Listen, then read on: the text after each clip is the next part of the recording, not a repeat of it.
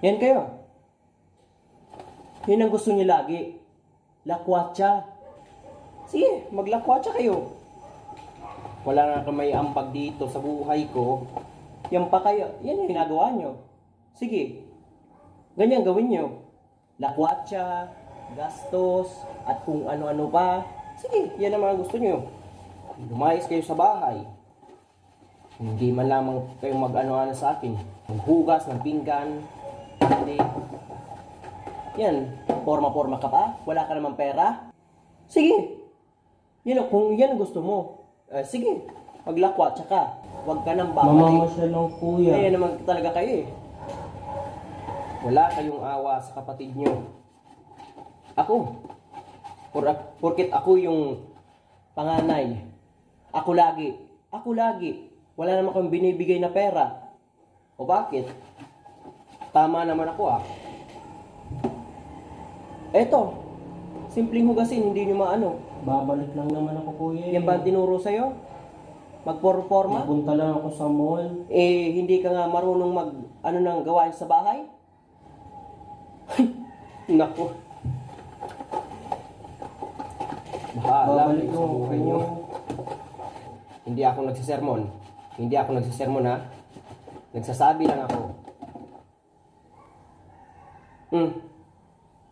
Bakit? Totoo naman sinasabi ko ha. Hindi ka talaga marunong. Hindi ka nga marunong, hindi ka nga malinis sa bahay, pero yung katawan mo malinis, pero yung tinitirahan mo, parang basura. Tama? Parang basura. Ganyan naman talaga kayo. Wala kayong respeto sa akin. Subukan natin. Ito nga kuya, para Ano yan? sa'yo eh. Panggastos. Panggastos mo ngayon.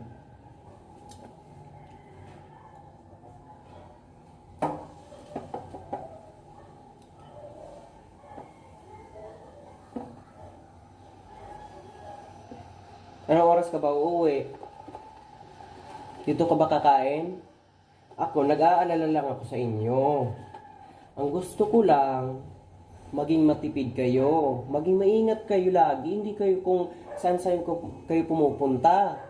Dito ka ba kakain? Ipaghahanda kita ng pagkain. Sige, ano ba gusto mong ulam? Kahit ano kuya. Kahit ano ulam. Sige. Kahit anong ulam po. Sige, mag-iingat ka ha. Balik ka lang. Paghahanda kita ng pagkain, ha? Yung gusto mo, yung masarap, okay?